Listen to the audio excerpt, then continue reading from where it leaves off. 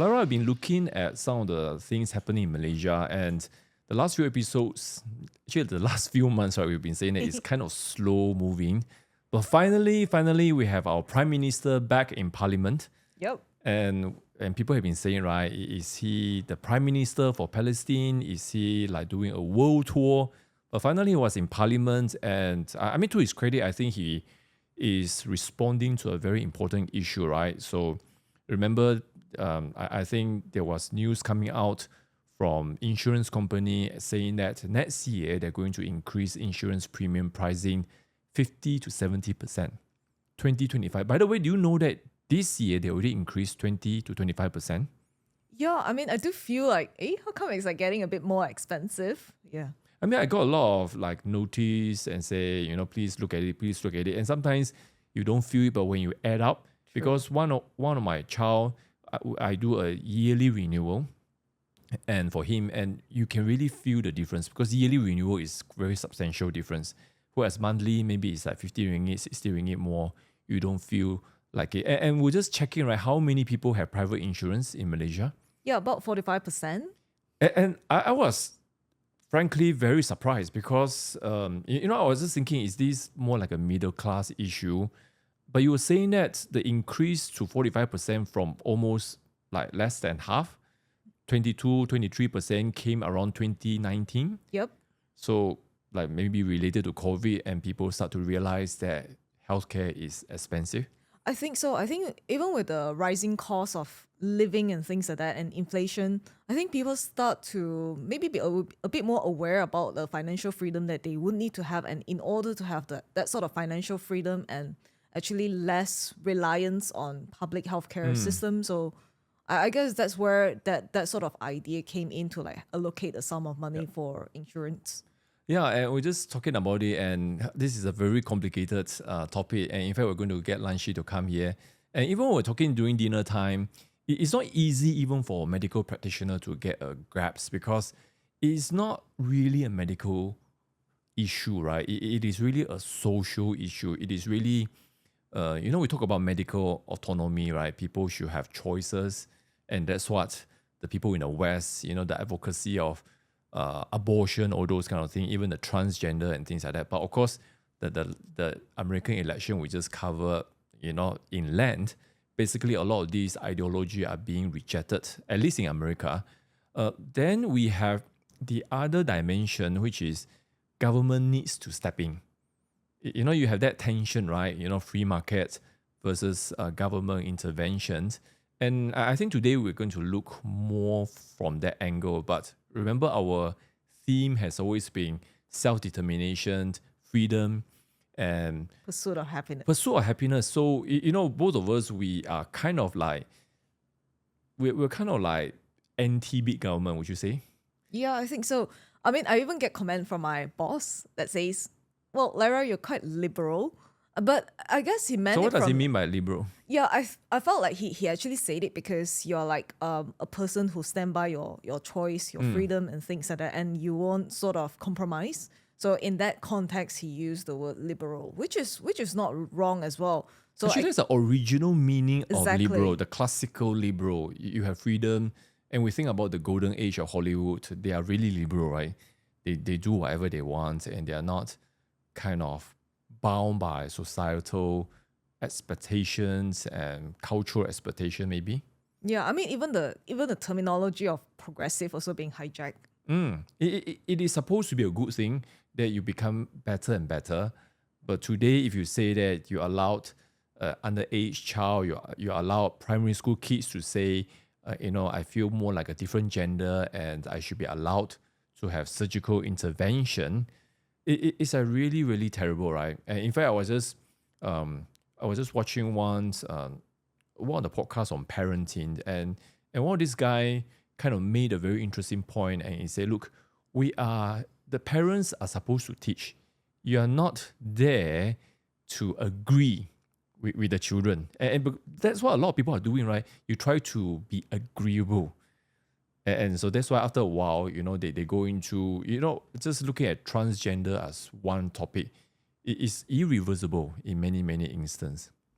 Well, would you say it's because of the way like I guess because a lot of us grew up with the sort of idea where like affirmative action is all good and things like that, and so you get credited because of your like maybe certain upbringing and things like that, and because of the hardship that you have gone through, so the society owe you that sort of what I guess quote unquote responsibility to make you feel better. I think so. A lot of the emphasis is actually on the emotions, that sort of aspect, rather than actually how can you achieve your fullest potential. So I guess there's that sort of like disconnect Yeah. that sort of causes to think it's actually sort of like okay with all this sort of behavior. And that's really the bedrock of critical race theory, right?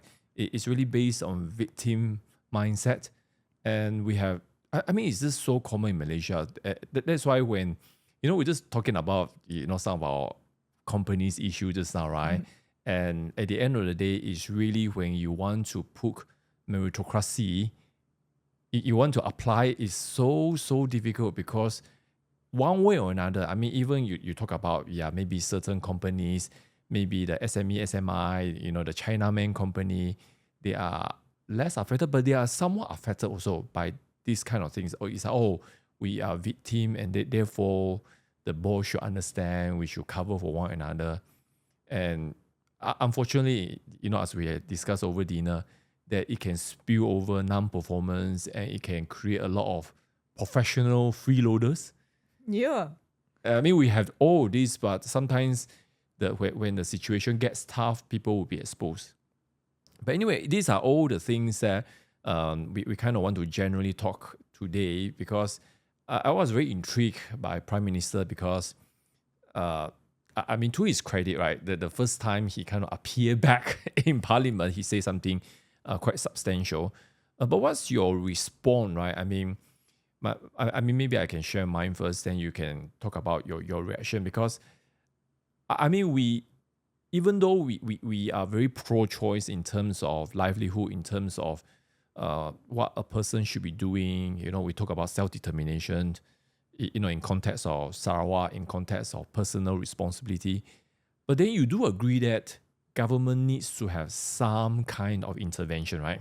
Yeah, I mean, we're not here to say that there should be zero intervention from the government, because otherwise then you could get like A wild, wild west exactly. So we don't want that. I mean, obviously we want or mob rule, right? law and order within the society, but how much control is just the right balance? It is a degree, right? I mean, it's like, what is basic right? What is basic protections? But when you look at medical costs, I mean, we're not looking in depth today, but it's just in terms of medical costs.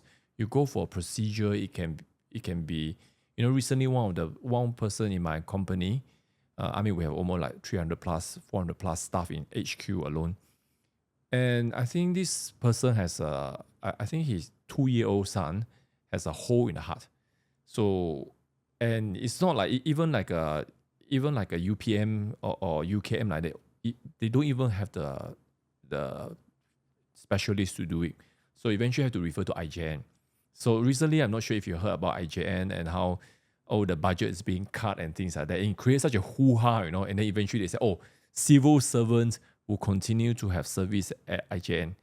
So anyway, she's obviously not a civil servant and it's not covered, And I think the operation cost 80,000. So eventually another colleague and somehow just went and, online fine and things like that and said, there is a provision say that if you're low income and if the husband is even lower income or whatever. So they managed to apply and somehow they got a 50,000 discount. Wow. But still need to fork out 30,000. And I mean, this is just one case, and these are working people. It is very, very difficult. They can't even afford. So this is one of the things that is expensive. And should government really pay for your health?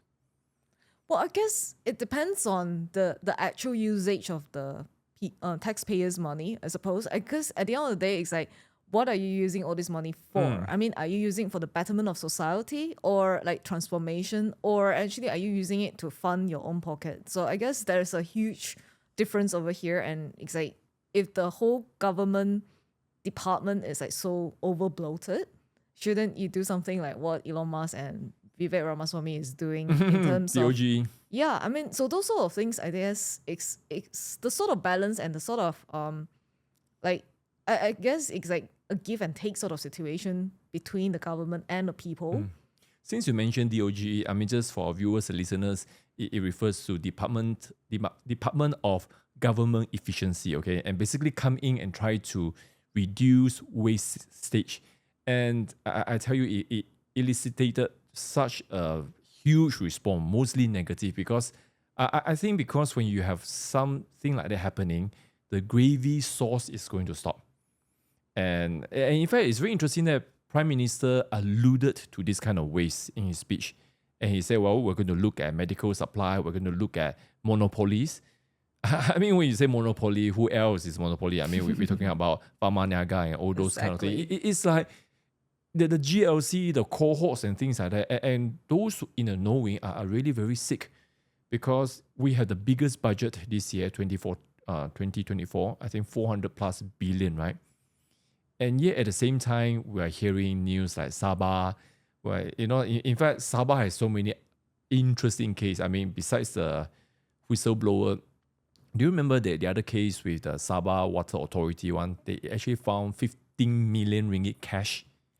I don't even know how you can have that, the kind of corruption. So there is a serious problem with corruption. No, it was quite interesting because today, we're obviously in the line of construction, and we were talking about talking to the owner itself, and the owner kind of like knew certain stories from like the embassy and things like that. Rich and client. Then, exactly. So they were wanting to prohibit certain development because it's like not good for certain location and things like that. And then so because of the connection, obviously, with ambassador with the government, so obviously the special police is being sent, and then they just sort of like went to DBKL and just say, look, are you gonna like do this, or we could literally have MACC coming and look after your bank account and see that's. You mean to DBKL? Yes. So they immediately just sort of like cancel the permit and things like that. So I guess it's like there is that sort of, well, when you're kind of like compromised, there's a lot of things that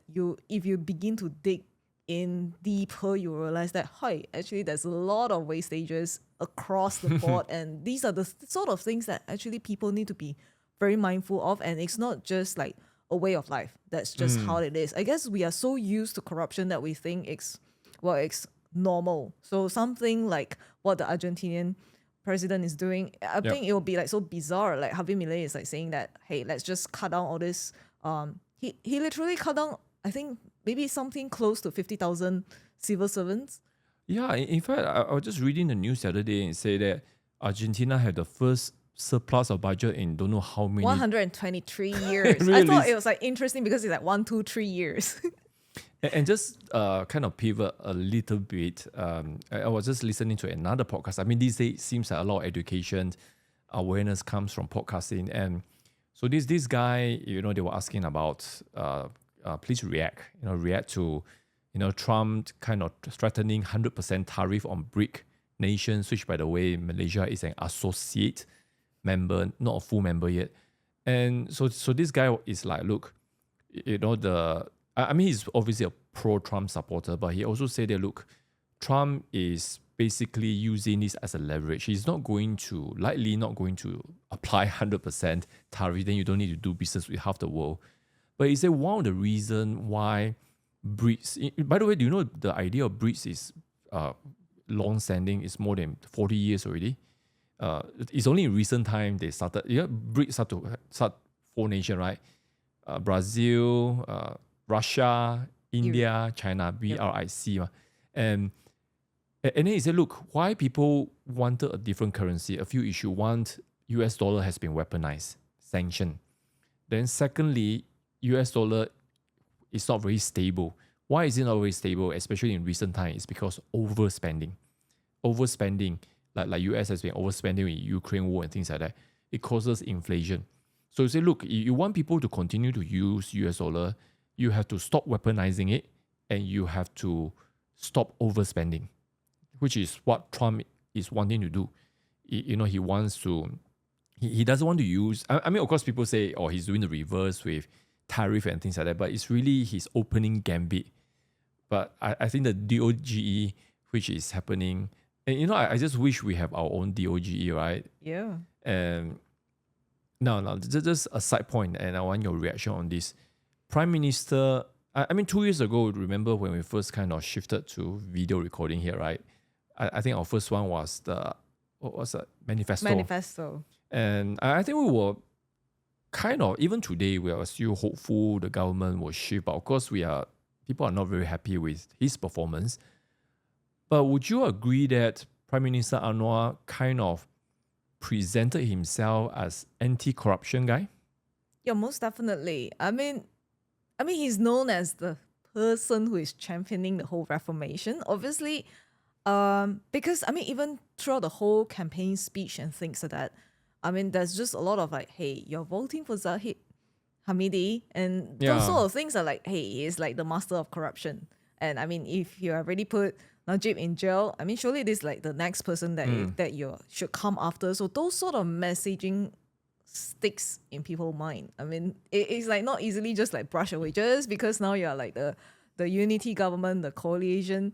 Yeah, we kind of talk about that a few episodes, and we're like, he doesn't really have choice, right? Because he needed those. But I felt like it's literally lots of excuses that you literally don't, hey, you are the government. I mean, obviously you should find a way to impose your manifesto one way or the other, because I mean, obviously they need to rely on you as well. So let's see who has the trump card. So I guess when you have like Sarawak government that is like backing you up and things like that, and obviously they need to look good on the people, on their books. So those sort of things are like to your leverage, and I don't see it being played out very, very well. I think you make a very excellent point, because we talk about, okay, like, you don't go after Zahid, understandable, but then you should continue to honor your manifesto and promises to your voter base, Pakatan Harapan base. I'm really sick of hearing the ministers, especially those from Pakatan side, who kept saying that, look, we are not a Pakatan government. Okay, fine, you're not a Pakatan government, you're a unity government, but the majority of you are still Pakatan people. So it seems like GPS get a lot of what they wanted with all the things. Now, of course, I think we really want to do one of the episode, where people are so bullish about self-determination, but are we just simply jumping from one tiger mouth to another tiger mouth? The kind of corruption, but that's a different discussion for another day. Then you see a lot of Pakatan Harapan promises are being neglected. Instead, there's a lot of, it seems like a lot of pandering to UMNO.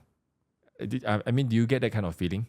Yeah, I mean, I do. I mean, it does sort of create confusion among the people, as in like, hey, are you Pakatan Harapan's leader, or are you actually, showing your true skin as a former UMNO guy, And people will be like, okay, what's your evidence? Okay, so we better give some evidence. So we just look at the law, and we look at, for example, the Citizens Amendment, which is very, very pro-deep state. And, I think Taya Parang used the words that the Malay elite consciousness that demands certain things to be done.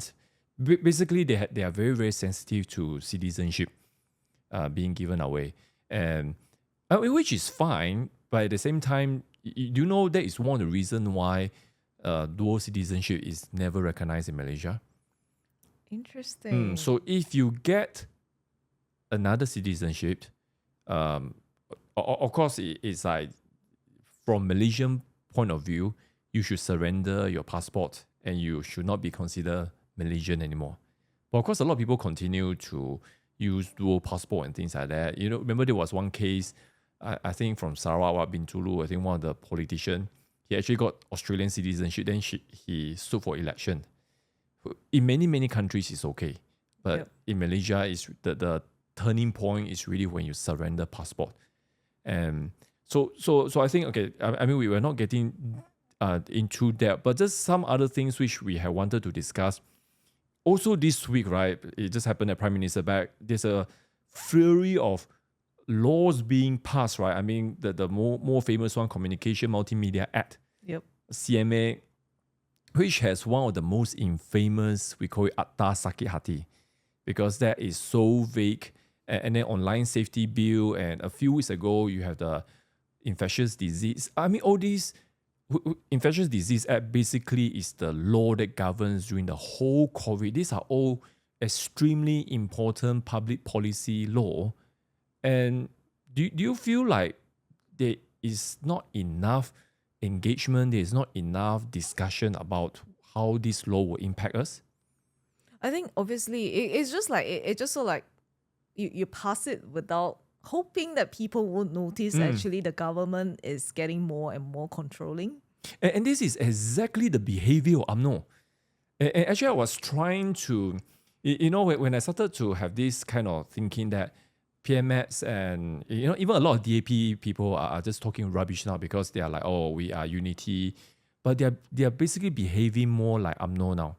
And I'm trying to put the finger to it, but I was just struggling to find it. But these few weeks, the flurry of the passing of the law, and I think you put it in the exact way that I wanted to describe it. They are trying to kind of gaslight you, hopefully you won't be able to notice. But of course, people are noticing, and that's why Fahmi and all these people are struggling to answer from time to time. And I mean, we're not looking at CMA in depth today. I'm just curious. I mean, if a lot of people voice out, can the government actually backtrack on the laws that they have passed? Like pass another bill to just... Yeah, you can amendment. I mean, GST has been repealed. So at the most serious part, you repeal. Now, of course, they will say certain things like the progressive, liberal progressive. I use it in terms of how we use it here. They are very happy with the abolishment of mandatory death sentence. So, for example, so they feel that's a win. But you have a lot of losses, right? I mean, these kind of things. Sedition Act is still there. SOSMA is still there. The 3R is still there. It's like these are the things that Pakatan Harapan's operators have been championing for a long time, and suddenly you're the majority bloc in unity government. You say we cannot have anything. Kind of remind me of the British government, right? Remember when David Cameron and the Liberal Party, what do they call Liberal Party? I can't remember. There's a very, very liberal one.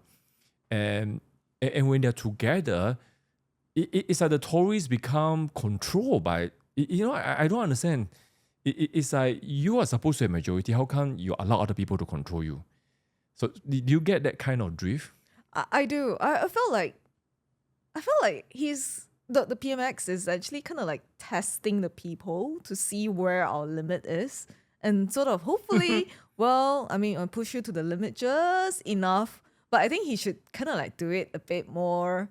Or do you think this is his true color? I guess so. I mean, I felt like, the more I read about the Syrian, what is happening in Syria and things like that, and how involved Turkey is, and Turkey is also kind of like showing their true color, and we kind of like know that our prime minister is actually kind of like very close with with Erdogan. So hence, I guess there's maybe that sort of influence. Hey, if he can do it, I can do it as well. The strawman tendency, just show our strengths and control people.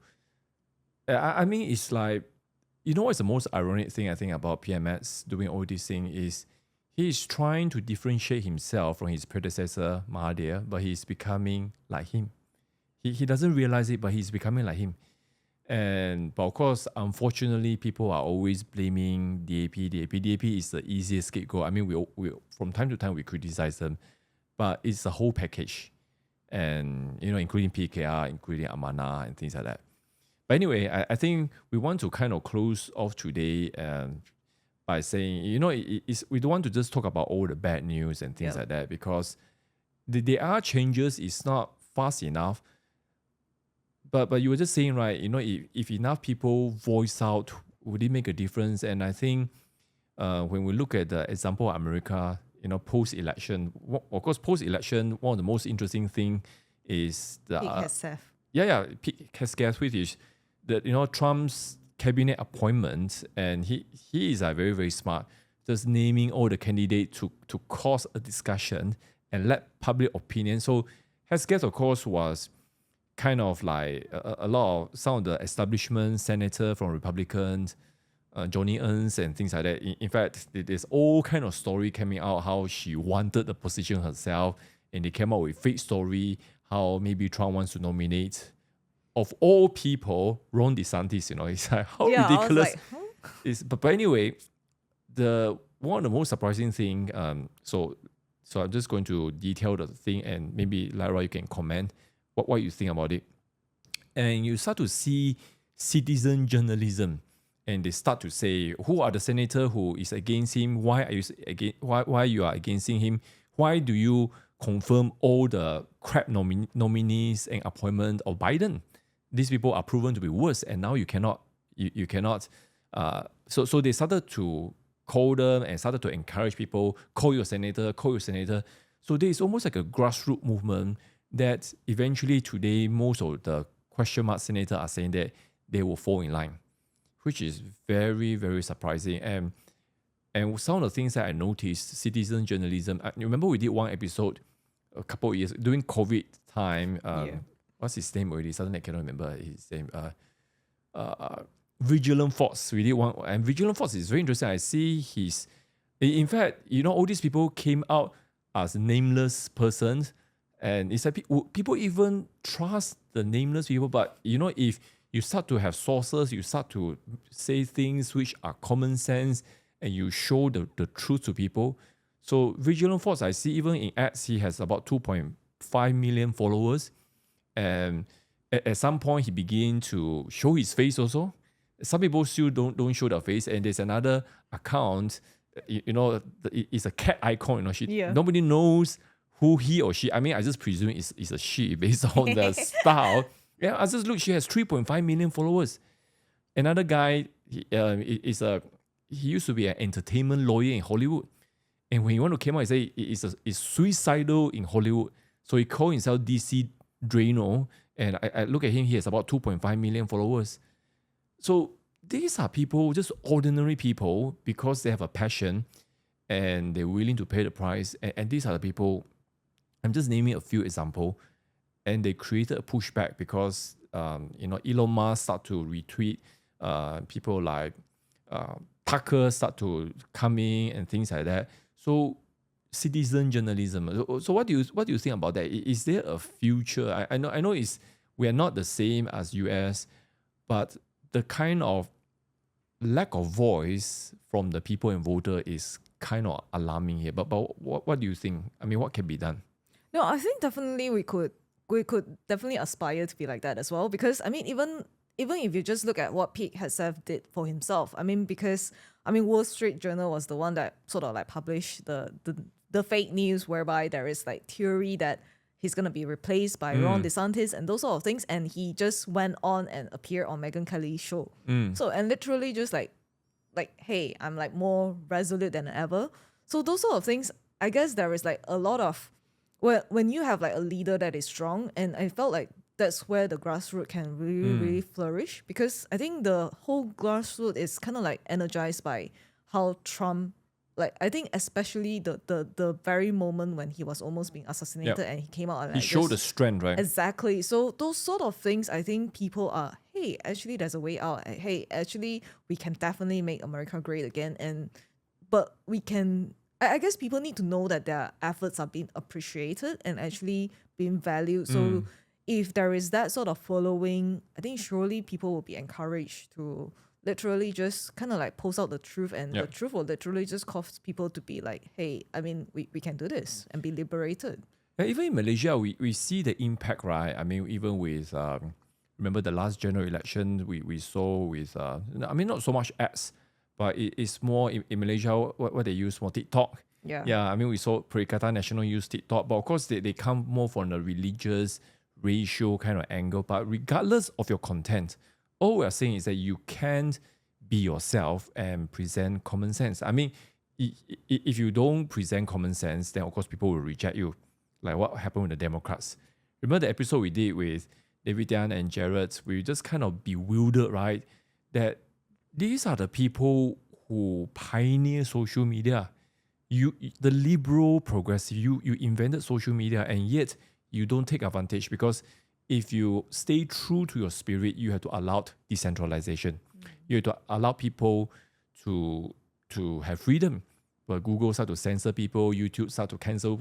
Even a lot of our episodes, there's some warning, right? Exactly. And there's some mark and things like that. So they in fact, they become more totalitarian. They become, I guess also people become a bit more like they have the glass heart syndrome, whereby a little bit they just felt like offended because I mean, why can't you have like an honest sort of discussion with other people who have differing opinions? So, but what the Democrats are literally showing is that, hey, I mean, only my opinion matters and yours do not matter at all, and so you must follow us through, or else you're like bigot. So that is like not something that people want to be told.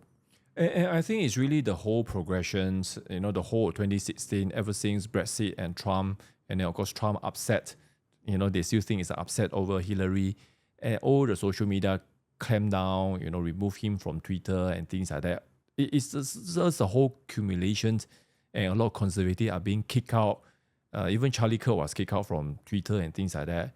So all these things kind of create a pressure, and then all of a sudden Elon Musk bought ads, and people are like, oh, you all use social media. No, you have control of social media, you abuse it, and that's why people are rebounding back. So I could see something like this happen in Malaysia, that if our government is not careful, continue to suppress people, and of course, unfortunately, the one that is in the crosshair is the Madani government. If they are not careful, I mean, not only that, I mean, if GPS is not careful, they can lose control. Yeah. I mean, I heard some rumbling, and GPS is not as secure as they think in Sarawak. I mean, it's like, you know our position on GPS. If you have been corrupting for 50 years, I saw a very interesting meme, right? It's like the wolf, right? Talking to a whole group of sheep, right? And say, right after elections, I pledge to be a vegetarian. I'm not going to eat meat anymore. You see? That's so bizarre. That's so GPS, right? Yeah. But anyway, I think our time is kind of running out already. But I think we will try to have some, maybe the insurance part, we should get Lanshi to come and talk. And also, I think if you have, I think to our viewers and listeners, if you have any, I think we should do one of the ask us anything kind of session. Sure, that would be fun. Just kind of like rapid fire, right? A few lines. No need to be so long-winded. Yeah, why not? Let's do that. That would be fun. That would be fun. Just 2 or 3 lines off our head, and then we move on. Then we can do like 10, 12. Sure. Ask me anything. So put in comments, write to us, Spotify, YouTube, then we'll be happy to do it. So I think until next time. All right. Bye-bye. Bye-bye.